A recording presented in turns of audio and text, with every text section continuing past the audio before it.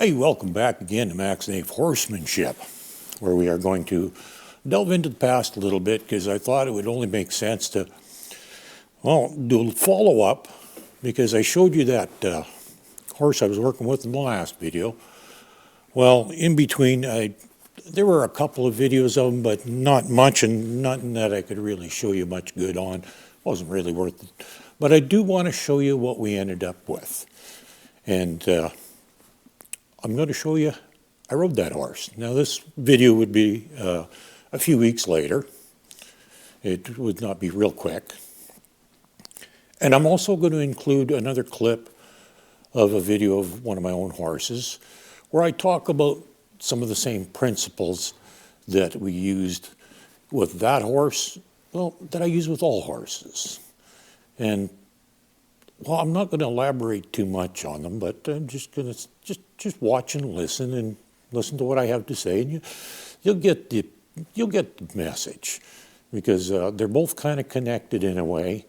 That's why I'm going to show you two different horses, but I use the same principle on both of them. You may have, if you've been watching all my videos, you've probably seen them before, because I used them as an example of what you can achieve if you take your time and go slow and you're thorough. And that's the importance, is just take your time, go slow, be thorough. You don't have to be a master at anything to get this stuff good. And well, just watch the videos. Even with two of them combined here, it's not horribly long, so I think you can tough it out and watch them. Pour yourself a coffee and sit back. I'll be with you in a minute.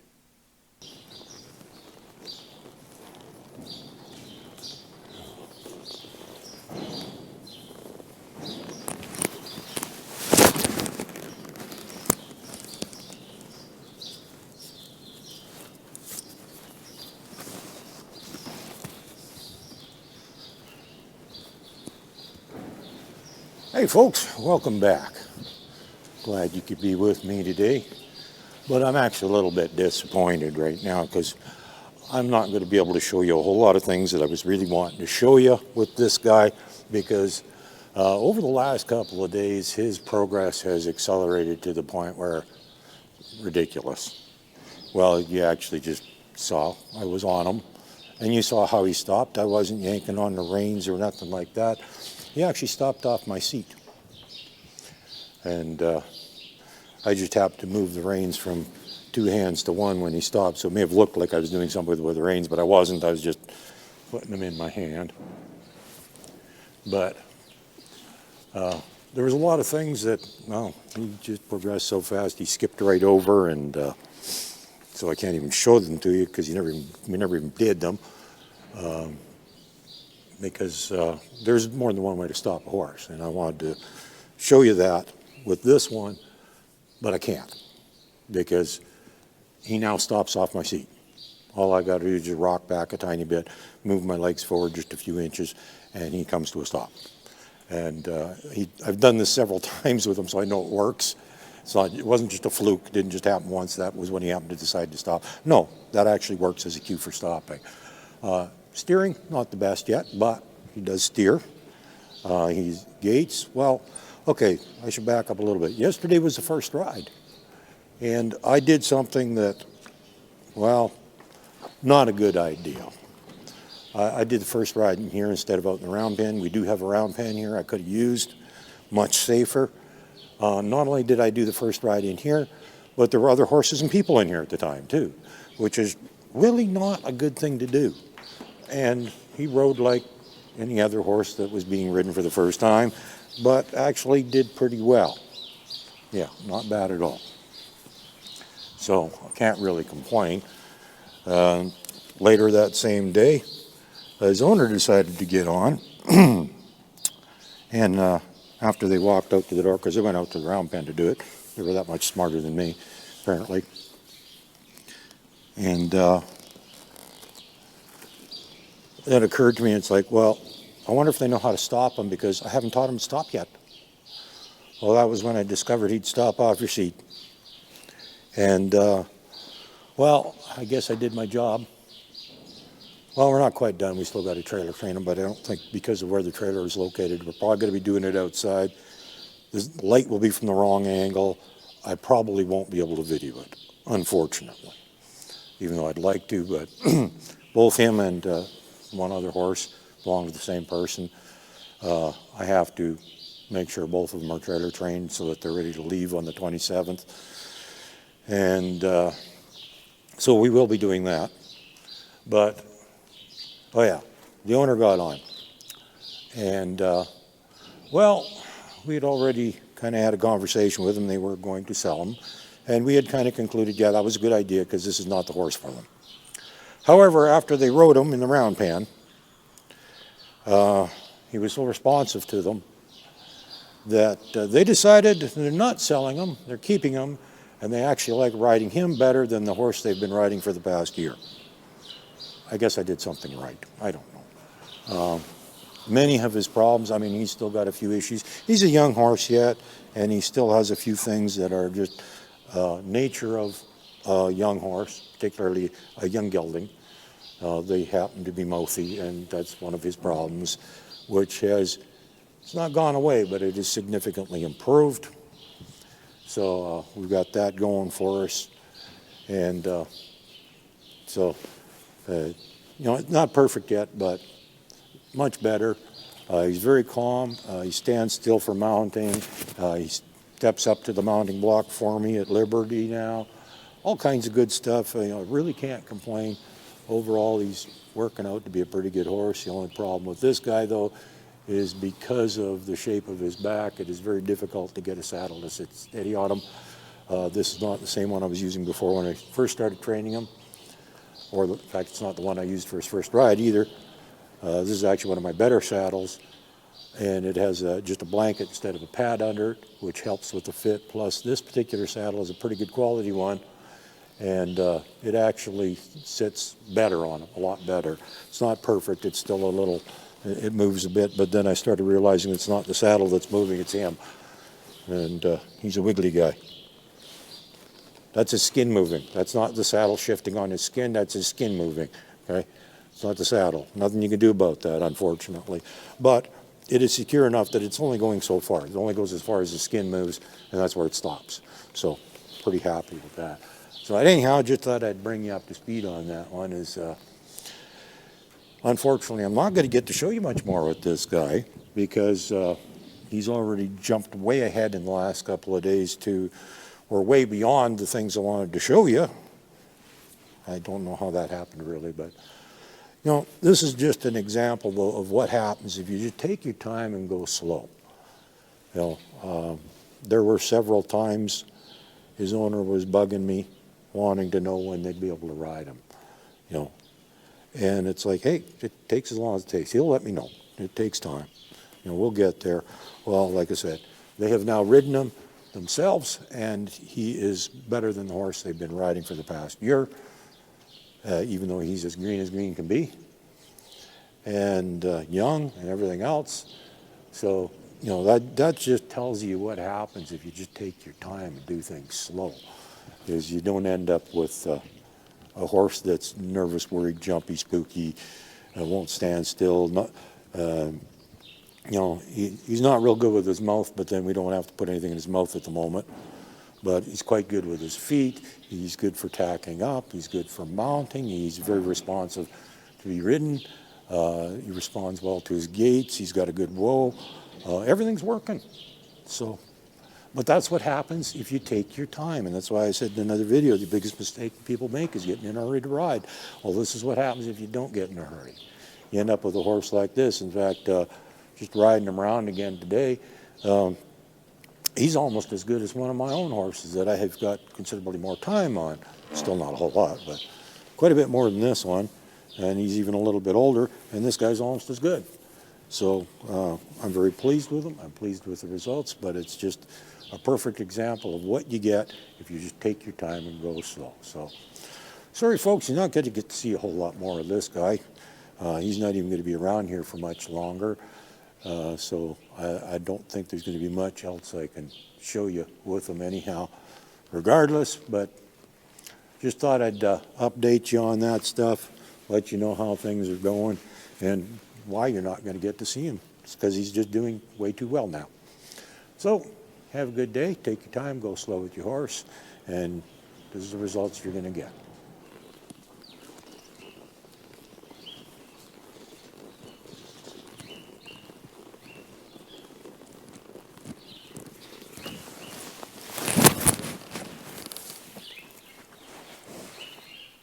Yeah, you're a good guy. Hey folks, welcome back again. I'm going to talk about today something that, well, I did a video on this subject a few years back. Quite a few maybe, I don't know. It's been a while. But, well, I keep seeing the theme of that one keep rearing its head. And so I thought I'd talk about it again. And what it is the number one mistake, the biggest single mistake that people make when it comes to riding their horses. And it's a very simple mistake, but it happens a lot, almost always. Very few people that don't do this. And, well, basically they just get in a hurry. And I've talked about that actually in a couple of videos about how fast you go and that sort of thing. But the ultimate number one is you get in too big of a hurry to get in the saddle. And, well, now you've seen what I get out of this guy. I mean, he's pretty darn good. And he's only got, I don't know, 5 hours on his back, something like that. I don't know. I don't even keep track. Not very much, though. He's not a guy that's, but we took our time. And it was, well, it was one of my own horses, so there was no rush to get it done or anything. But he also had some health issues for briefly on one of his hooves that I postponed training for a while because of that. I probably didn't actually have to, but I did anyhow. Err on the side of caution, doesn't matter. It's worth it, really. If you got to take a couple months off. And in many circles, they'll tell you that even if you get a horse that's already broke to ride, get off that horse. Do not get on it for, well, as long as it takes to go through all of the groundwork and determine what the horse actually even knows, to make sure that it's safe to ride before you try riding it, because I can assure you that it is both safer and easier to teach a horse things from the ground than it is from the saddle. If he gets all silly about stuff and I'm on his back, well, there's not a whole lot I can do about it. On the ground, I'm not going to get tossed off, and I can probably do something about the problems, which is exactly what we've been doing with him. And so as a result, now when I get on him, it's like riding an old been there, done it horse, and even though he's definitely nowhere near that, he's just a super nice guy. And, well, I mean, personality-wise, he's pretty good too, but by going slow, though, we preserve that. And we don't endanger ourselves. We don't scare the horse. Because like I said, the number one reason that things go bad is because people get in a hurry. They're just too big a hurry to get in that saddle. And I don't care if it takes you months or even years before you get in the saddle. There's lots of other things you can do with your horse and enjoy that doesn't involve riding. A lot of people just don't get that part too, and which tells me that they don't really appreciate the horse for what it is, because the more I get to know horses, the less I care if I ride. They're just wonderful animals. They really are. They're just wonderful, wonderful animals. And they can be quite rewarding to be with, even, and all the things that you can teach them on the ground that we've managed to successfully achieve with this guy. Why are you licking me? I'm not a lollipop. Cut it out. See, I don't play favorites. Even my own horses get a poke in the nose when they need it. Just in case you thought I was being mean to that other one. No, that's standard. They got to learn manners. See, he's not offended. There. No, don't do that. Anyhow, so I got to reiterate this one again. It's just because I keep seeing it, and even just very recently, I've seen some examples of people getting in a hurry to ride, And, I tried to explain, they wanted to know if the horse was ready to ride, and I says, it'll let you know when it's ready. And it takes as long as it takes. They don't understand that. They want to know when. They want a time. And it's, no, good things take time. It's kind of, and I mentioned this last summer in a video I did. It's like if you want to bake a cake and the recipe says you got to cook it for an hour, and you decide after a half an hour, it's like, I want to eat that cake. Well, guess what you're going to get? You're going to get a real doughy mess. Some of us might actually still eat it with a spoon, but anyhow, fact of the matter is you got to just take your time, go slow. Don't get in a hurry to get on the horse. And then when you do get on the horse, you are going to enjoy yourself. You're not going to get hurt.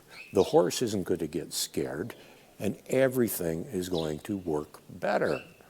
The horse is going to be more responsive to its cues the longer and I should explain how that works too, because the way I like to do things is I teach the horse how to be ridden before I ride it. So that by the time I get my big butt on his back, he already knows how to be ridden. It doesn't come as a surprise to him when all of a sudden there's an extra couple 100 pounds on his back. It's no big deal. And that's the kind of thing that you don't. And he already has learned all of his cues. He knows everything. So when you go to ride him for the first time, it's not a surprise. You're not going to ever ask the horse to do anything that it doesn't already know. And that's the way I like to do things. But some people, I don't know, they've got this notion that horses, you just got to ride your horse. Got to ride your horse. And the minute they get a horse, the first thing they want to do is throw a saddle on it and, get on the horse. And even if you do things relatively, how shall we say, old school, you're still going to want to give that horse some time to settle in. New owner, new place, all that kind of stuff can really make a difference in the horse's behavior and whether or not it's even going to be rideable, assuming it is in the first place. And then, of course, you're still risking it because you have no idea what the horse knows. Like I said in a recent video, assume it knows nothing. Go through all of your groundwork. If the horse knows it, it's going to go quick. If it doesn't know it, well, then it's a good thing you're teaching it. And if the horse is actually fairly safe to be ridden, all that stuff's going to go really quick. And if it isn't safe to be ridden, well, guess what? You won't be making the mistake of getting on it and getting hurt and scaring the horse. And, well, who knows what all's going to go wrong, and then could end up with a few $1,000s in vet bills, too, and things like that. So, just take your time. Don't get in a hurry. There's ways of doing things that are easier, they're safer. Excuse me, sir, you're doing it again. Stop that. Thank you. I told you, don't do that. So, safer, easier, less traumatic for the horse. And a perfect example is I suggested to somebody that they shouldn't be riding their horse just yet. They insisted on riding their horse anyhow. And well, they have come off that horse. I'm not even sure how many times now. At least once that they've told me about, and it sounds from what I've heard from other people, maybe more than once. And they got hurt bad enough that they weren't riding for at least a week. And they were one that liked to go riding pretty much every day. Seemed to think that was the thing to be doing. Well, being in a hurry cost them a week of not riding and a week of discomfort from their injuries. So no benefit. There's no upside to getting in a hurry to get on the horse. None whatsoever. So please, folks, get that one through your head. There's no benefit, zero benefit to getting on that horse in a hurry. Take your time, go slow. Enjoy the time you got with the horse when you're not riding it. Learn that. If you don't understand that part and learn that part, then you probably shouldn't be getting on the horse yet anyhow. Well, at least not in my opinion. But you can never go too slow. You can only go too fast. Well, there you go. You get to see the results of taking your time and how we do things. And Well, the one I kind of showed you once before, the end result of what happens when you take your time with that one. The other one you've never seen before, but I thought it made sense to do a follow-up video. Or you see where we ended up to. You also see in the last video what we started with. It was pretty green, didn't know much, and in the end we rode him. And it turned out I wasn't super impressed with that horse when I first started working with him, but by the time I was done, I was really starting to like the guy. He was demonstrating a lot of things that I didn't even realize were there. His sensitivity and things like that. I thought he was a little bit thick at first, but no, he wasn't. He just needed to understand what I was trying to explain to him. Once he figured out what I wanted, took very, very little to cue that horse. He was surprisingly sensitive and smart and willing. And so, it's another example of don't underestimate the horse you're working with. The horse you're working with might turn out to be something kind of surprising, actually. That's what this one was. He was not at all what I thought he was when I started working with him. He actually proved to me that he could be a pretty good boy. And in the end, he was a pretty good boy, in spite of the fact that he was still pretty young and green and that sort of thing. I think he was going to make a good horse. And actually, at one point, the owner even offered to sell him to me, but I wasn't interested in spending that much money on a horse. I think they overpaid for him in the first place. And I prefer to get a good deal on a horse and then do my own training. And, rather than buying a allegedly already trained horse, which was what they did. And they basically paid on the assumption that he was actually a fully trained horse, which he was not, definitely not. And in spite of the fact that they had been told that he was broke to drive and ride and all this other stuff, it was all a bunch of nonsense. And they never did see a demonstration of him being driven. They saw a demo of him being ridden, and it was very poorly. So based on what took place, what she witnessed and what I described, what I believed was a totally inadequately trained horse. So long story short, she offered to sell me the horse. And I actually had to, if it wasn't for the price, I probably would have bought him because I really liked that horse. Even though I'm not a fan of Appies, I have owned a couple, and there were certain traits in Appies that I'm not fond of. But all things said, he was a pretty good guy. And I think he had potential to be a very, very good horse in the end. And, that's the case with just about all horses. Give them the time and patience that you need to, and you'd be surprised what you can end up with in the end. So don't be in a hurry to get rid of a horse because you think it's not right, it's not good enough, or whatever. Sometimes they just require a slightly different approach, and which that one did. And I've learned that over the years with several horses, that sometimes you just got to do things just a tiny bit different, and it works. And all of a sudden you end up with a fantastic horse. And by the book, maybe it's not ideal, but at the end of the day, it's a good horse. On that note, take care, have fun, go play with your horse. Don't underestimate its potential. It might be a lot more than you think. Have a good day now. I'll catch you on the next one. Bye.